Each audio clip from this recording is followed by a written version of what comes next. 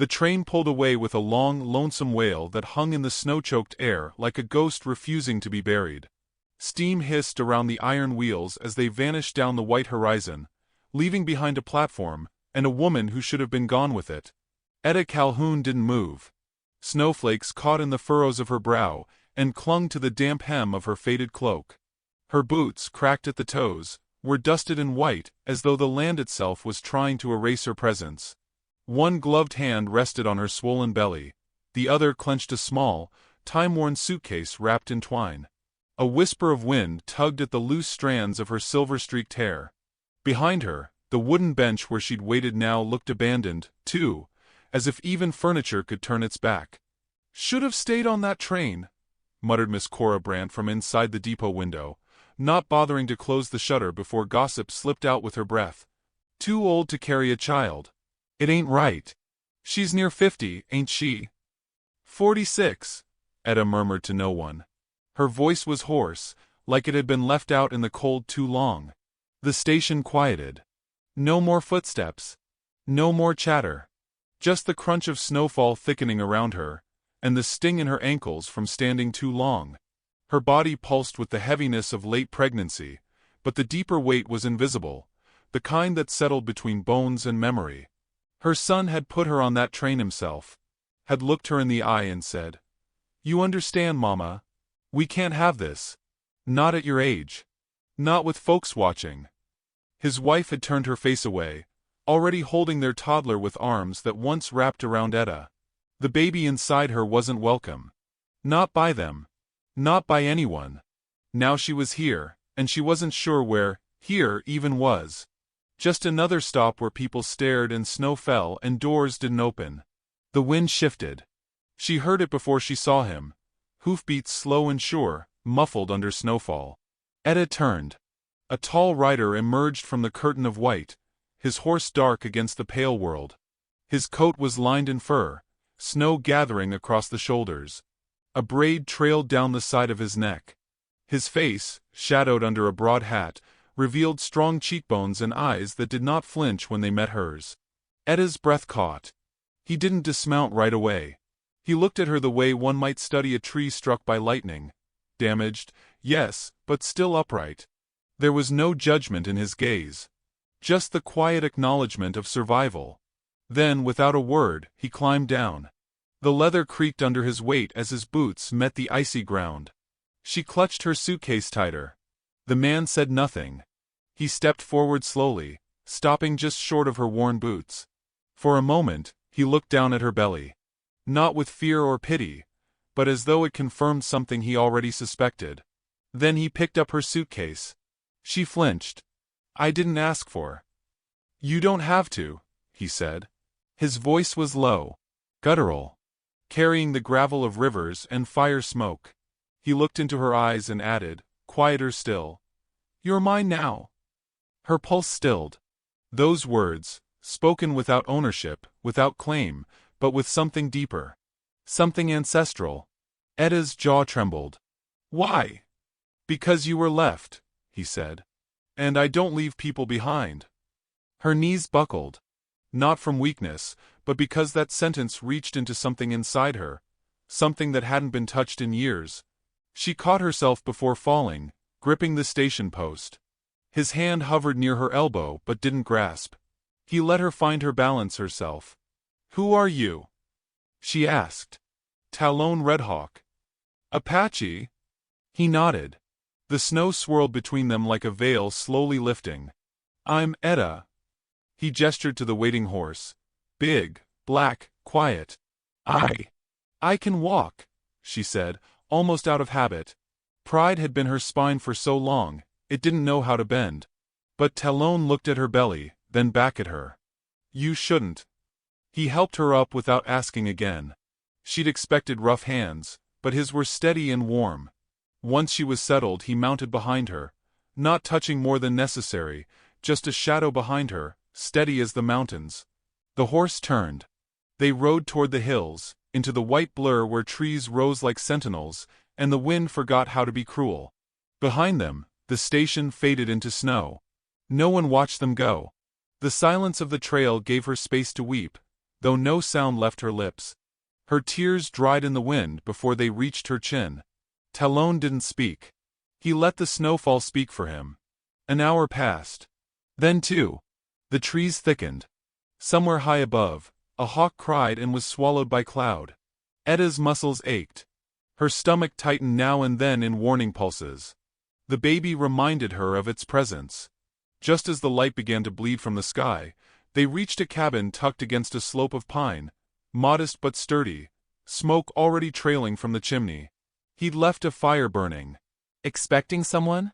He helped her down but let her walk herself across the porch. She looked at the door, wondering what waited behind it. Loneliness? Kindness? A mistake? Talon unlocked it. Inside was warm. Clean. A hearth glowed with orange coals. The room smelled faintly of pine and smoked venison. A woven blanket hung on the wall. A carved cradle sat in the corner, unused, gathering dust. She turned her eyes from it. He placed her suitcase gently near the fire. She unwrapped her scarf. Her hair, wet from melted snow, clung to her cheeks. She noticed his gaze flicker, then retreat respectfully. "You live alone?" she asked. He nodded. She sat slowly on the edge of a cot. Her body sighed into stillness. Her boots steamed from melting snow. Her fingers shook as she tried to unfasten them. Talon knelt and untied them for her, one at a time, then set them near the hearth. "Why did you help me?" she whispered. "Because the world doesn't." He stood and stepped away, giving her the gift of space. He poured water into a kettle and set it over the fire. Then he handed her a mug, rough clay, hand-formed. She sipped. It was simple broth, salted and hot. The first warm thing she'd had in days. Her body responded like a plant remembering rain. "I don't know how to repay you," she said. "You don't owe me." She looked at him. "Then what do I do now?" "Rest," he said. "Let the fire see you." She watched him cross the room and sit in a chair carved from a tree trunk, smoothed by time. His silhouette was long, calm. He closed his eyes, as if the silence was a song he hadn't heard in a long while. She closed hers too. For the first time in weeks, she didn't dream of being chased or rejected. She dreamed of a fire that didn't go out, and of a man who didn't flinch when she wept. Outside, the snow kept falling. But inside, something had stopped breaking. Something had begun. Snow fell through the pines like whispers from the sky, soft, slow, and steady. The world outside the cabin was hushed, but within its thick log walls, something unfamiliar stirred. Edda woke to the sound of silence, the kind that doesn't press with loneliness, but wraps you like a wool shawl. She blinked into the golden half-light of morning. The hearth crackled low. A kettle simmered on the hook. Her boots were dry by the fire. A woolen blanket had been tucked around her, and for a moment, she forgot what it meant to be unwanted. The child within her moved. A gentle flutter, like the wings of a sparrow brushing her ribs. She pressed her palm against the mound beneath her bodice and exhaled. Half thanks, half ache. She had thought she'd meet this moment alone. But now she wasn't sure. Across the room, Talon Redhawk was sanding a piece of wood in silence. The morning light caught the edge of his cheekbone, and the thick braid that fell over his shoulder. He hadn't spoken since she'd fallen asleep last night, but his presence had never felt absent. He moved like someone used to stillness, used to waiting for things to bloom without pulling on the roots. "I must look pitiful," she said, breaking the quiet. His hands didn't stop working the grain. "You look tired." "I've looked tired for 20 years. Now his hands paused. He looked up, steady, unreadable. "Then maybe it's time someone let you rest." The sentence settled over her like a quilt.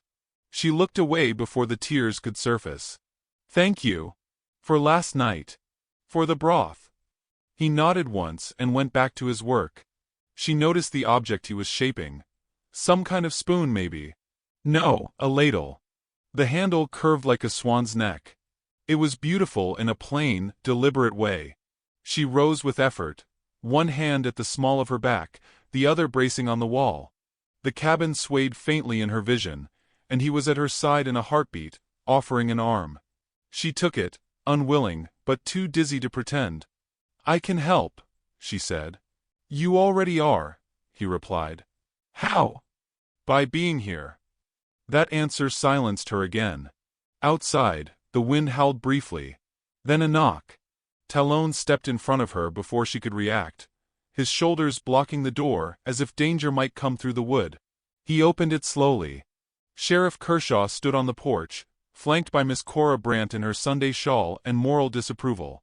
Behind them, 2 horses shifted and snorted, their riders squinting into the snowlight. "Well, this is unexpected," the sheriff said, brushing snow from his hat. "We heard there was a woman up here. A mature woman, staying with a younger man. Thought we'd check on your welfare." "She's fine," Talon said. Cora's eyes slid past him and fixed on Etta. Her lips curled with something between contempt and satisfaction. "Is she now?" she said. "You know the talk in town, Talon. Not fit, is what they say. She's old enough to be your mother. And carrying someone's child at that. Folks are curious what arrangement this might be." Talon's jaw worked once before stilling. He didn't speak. He didn't need to. The silence he gave them was heavier than shouting. "She's under my roof," he said at last, low and even. "And in my care." "Well," the sheriff muttered, adjusting his coat. "Just be aware. This isn't exactly a town that takes kindly to confusion." Cora glanced again at Etta, eyes hard. "Have you no shame?" Etta stepped forward, leaning on the wall. Her voice was quiet, but it didn't shake. "I have more shame than I know what to do with, ma'am. What I lack is shelter. And for now I have it." Cora blinked. The words didn't sting her. They unsettled her. They left after a long pause, their footsteps vanishing into snowfall. Talon closed the door, locking it behind them. His back remained to her for a breath too long. "I'm sorry," she said. "I didn't mean to cause trouble." "You didn't," he replied, his voice barely more than breath. That night, the fire burned brighter. Etta sat close, sipping fresh broth and watching Talon whittle a new handle for an axe. She noticed the way his hands moved. Slow, exact, the way her own mother used to mend quilts. The cabin glowed amber, and outside, the wind carved songs into the snowbanks. She found her eyes lingering on the carved cradle in the corner. Dust had been brushed off it since yesterday. A new blanket had been folded inside. A small act, but deliberate. "Was there a child?" she asked gently. He didn't look up. "Yes." "Gone?" He nodded. "2 winters ago." "I'm sorry." He paused, then set the carving aside. "It's snow that doesn't melt. You live with it." Etta understood that kind of grief. The slow, daily ache. The things people didn't say, and the things you stopped saying because they never helped. She rose and walked to the cradle, trailing her fingers along the rail. "I was told to give mine up. That I'd ruin my son's life by keeping her." Talon stood. He moved to her, but stopped a foot away. He waited. "I thought I could raise her myself. I thought love would be enough. But the world doesn't care about women like me." "I do." The words were soft but sure. Like snow touching skin, barely there, but impossible to ignore. She turned. "Why?" He looked at her belly again, then into her eyes. "Because you didn't ask me for anything. And that told me everything." Her throat tightened. She wanted to speak, but the silence between them held more than words ever could. She nodded once and returned to her chair. He followed and stoked the fire. The hours passed. She drifted to sleep in the rocking chair, wrapped in a hand-stitched quilt. Outside, the wind screamed at the world. Inside, Talon carved a wooden comb and watched over the hearth, not her. He gave her the dignity of sleep without witness. The next morning, Etta rose before the sun. The cabin was still. She stepped outside in her wool cloak and stood on the porch, snow crunching beneath her slippers. Breath clouded in front of her. Talon was already out there. He stood near the edge of the clearing, shirtless despite the cold, eyes closed, arms crossed over his chest. The wind pulled at his braid, but he didn't move. He stood like the pines, rooted, silent, alive. She didn't call to him. She simply watched. He turned his head slightly, just enough to let her know he knew she was there. She stepped back inside and poured 2 cups of coffee. When he returned, she offered him the mug wordlessly. Their fingers brushed, just once, over the clay. He looked at her. Really looked. She held his gaze. Something warm moved between them. Not desire. Not yet. But recognition. 2 lives, bruised and beaten and left in the cold. 2 souls, not speaking the language of romance, but of endurance and breath, and the kind of care that arrives without announcement. She sipped her coffee. He did the same.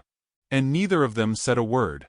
But love, quiet, patient and uninvited, waited in the silence between their heartbeats. The cabin walls creaked softly in the late afternoon chill, expanding and contracting like the chest of something alive. Smoke from the chimney curled upward into the winter sky, where snow clouds gathered again in silence. Inside, Etta stitched the hem of an old muslin curtain, while Talon sharpened a blade by the hearth. Each breath they took seemed shared, an unspoken rhythm they'd grown into. But inside her, a storm brewed that had nothing to do with snow. The shame came in waves, uninvited, sudden. It crept in when her hands trembled while peeling potatoes. When her back ached from standing too long. When the mirror above the washbasin reflected her age not kindly, but mercilessly. And worse, it whispered to her in the stillness, "You are too old. Too broken. Too late." She tried to silence it by helping more, mending his shirts, wiping windows, baking bread with stiff fingers. But her belly got in the way, and her pride made it worse. Talon never corrected her. He simply watched, then waited for her to stop. That afternoon, she dropped a pail of water, slipping slightly on the cabin floor. Her skirt soaked up the spill as she knelt, breathing heavy, hands shaking with effort. Talon rose, quickly crossing the room, kneeling beside her. She flinched. "I said I can do it," she snapped, though her voice wavered like thin glass. He didn't touch her. He only knelt there, still as stone. "I'm not useless," she whispered. "I'm not. I was never." The words withered on her tongue. "They said it'd be better if I gave her up. That I'd bring shame to the family." She kept her eyes on the wooden floorboards. He waited. "My son said people would think awful things. That my age made me foolish. That carrying this child at my stage of life was disgusting." Talon sat back slightly, letting her have space. "You believed them?" She nodded, slow and tired. "Part of me still does." He didn't offer comfort. He offered silence, and somehow that was better. His presence gave her the room to unravel without fear. Later that evening, after the fire had been stoked and dinner cleared, Etta stood before the small mirror nailed crookedly above the washbasin.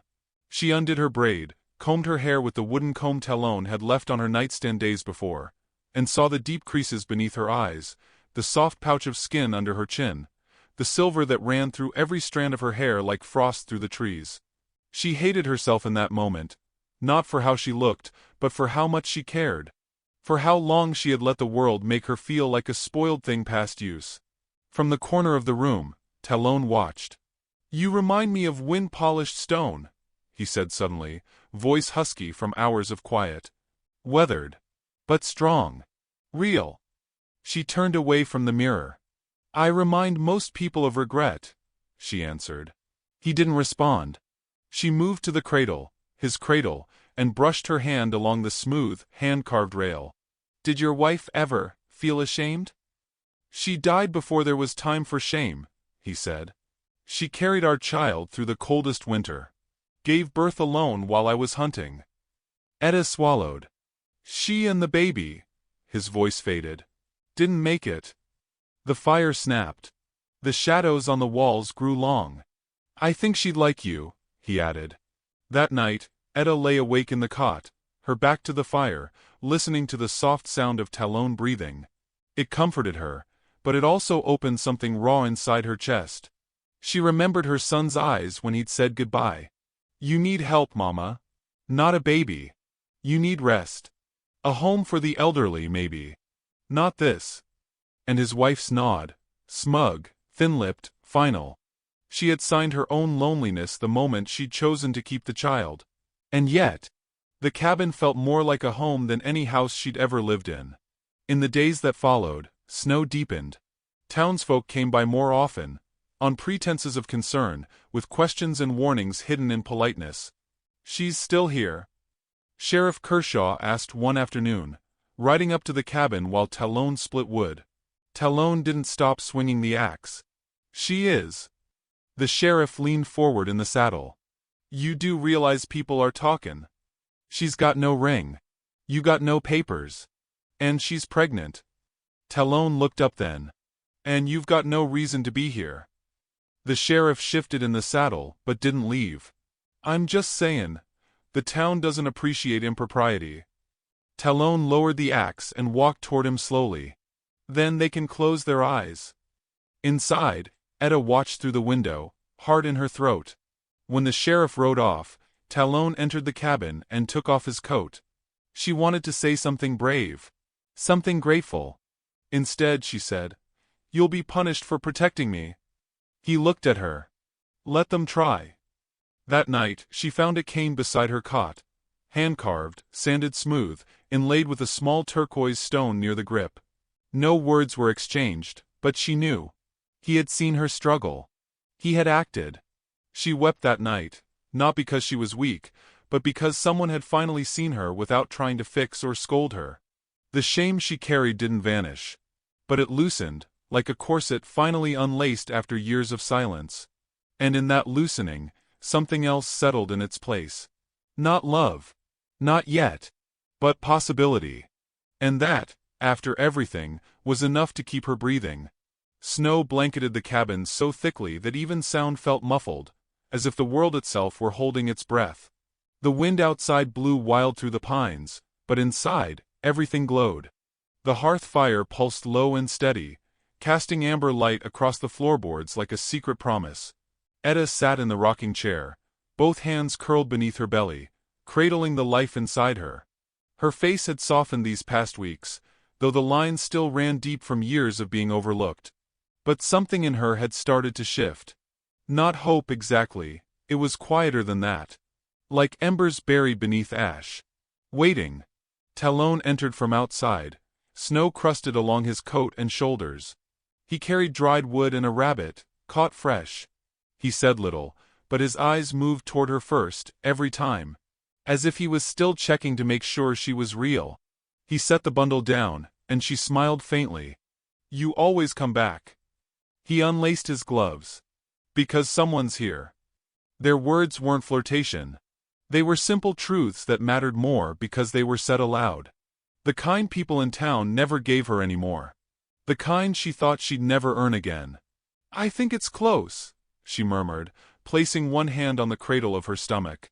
"The child, she's restless. And I've started to feel it in my bones. Like my body's shifting. Preparing." He knelt to stoke the fire, the glow rising to light his cheek. "Then we'll be ready." "We?" she echoed. He looked at her.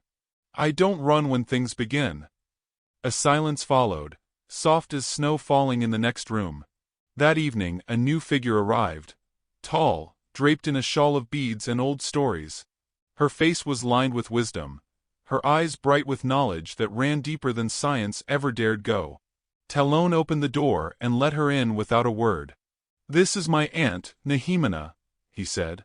Etta rose to greet her, uncertain, already feeling exposed. But Nehemina walked straight to her, took her hands, and looked at her belly without fear. "She is strong," the woman said. "And you, mother, are not broken. Just reborn." The words cracked something in Etta she hadn't known was still brittle. They spent the next few days in quiet preparation. Nehemina ground herbs. Etta sewed. Talon reinforced the cradle, sanding every splinter smooth. No one said what they feared. Not the pain, nor the risk, nor the questions from the outside world. But they prepared together. Then the storm came. It broke over the land with teeth. Snow roared across the hills in blinding fury. The roof shuddered. Trees groaned. The world became a white howl. And in the middle of that storm, Etta's water broke. It started as a pressure, low and strange, then surged into pain so sudden she doubled over with a gasp. Talon moved faster than she'd ever seen him, catching her, steadying her, calling for Nehemina. They laid her on the bed, covered her with the hand-stitched quilt. The fire blazed brighter as Talon fed it dry logs, sweat on his brow despite the cold. Nehemina whispered songs in a language older than English. She pressed warm cloths to Etta's back, laid herbs under her tongue. The pain came in waves, some sharp as needles, some deep and rolling. Etta gritted her teeth, clutched the bedpost, screamed once when the contractions wouldn't let her breathe. "I can't," she choked, sweat on her temples. "I'm too old. I waited too long. I—" Talon knelt beside her and took her hand. Not tight, just there. She looked into his face and saw no fear. Only presence. Only firelight in his eyes. "You're not too late," he said. "She waited for you." Another contraction surged. Etta screamed again, not from pain, but from release, of grief, of shame, of everything she'd buried under silence. The wind rattled the windows as if the world outside demanded to know if she'd survive this, if she dared. Then, just past midnight, a cry split the air. Not hers. The baby's. A sharp, wet sound, furious and alive. Etta collapsed back, tears already falling. Nehemina wrapped the child in linen and brought her close. "She's here," she whispered. "She came through the snow, and now she belongs to the fire." Etta took the baby, trembling, overwhelmed. The girl's eyes were shut, her fingers impossibly tiny, her cry fading into hiccuped breaths. Etta pressed the child to her chest and wept. Talon stood back, but Etta reached for his hand without looking. He gave it. She held their daughter in one arm, his palm in her other. For the first time in her life, she felt seen not as a burden, not as a scandal, but as a woman who had borne both grief and grace, and lived. Later, when the fire quieted and the storm wore itself out, Talon placed a small wooden carving on the cradle's edge. A hawk, wings outstretched. Etta watched him. "She'll grow up in a world that tries to make her doubt herself," she said softly. "Like her mother did." Talon touched her shoulder. "Then she'll learn to burn like you." She laid their daughter in the cradle, wrapped in the quilt that held both past and future in its threads. The fire pulsed beside them, steady and warm. Outside, the wind fell quiet. Inside, the fire beneath the snow burned on. The snow had begun to soften.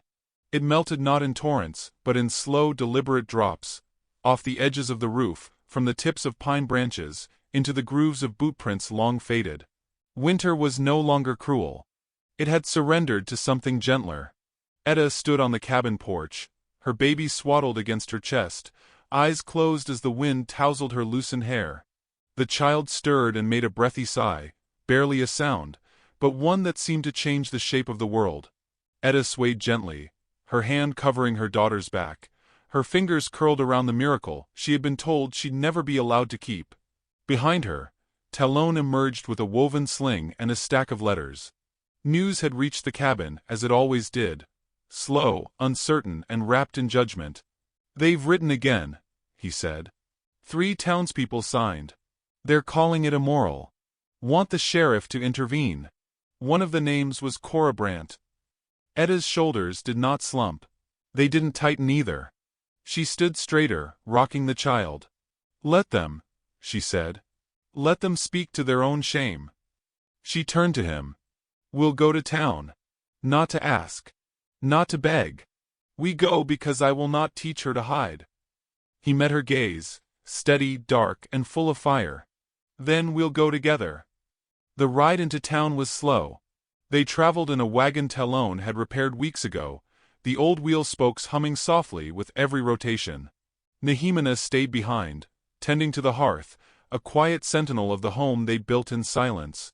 The baby slept on Etta's chest, wrapped in the same quilt she'd been born in. By the time they arrived, spring had reached the edges of the dirt road, coaxing green shoots from frozen ground. The townsfolk stood in clusters near the church, voices hushed but eyes sharpened. The sheriff stood at the center of it all, arms folded. Etta stepped down first. She wore her best dress, not new, not without fray, but clean and stitched with pride.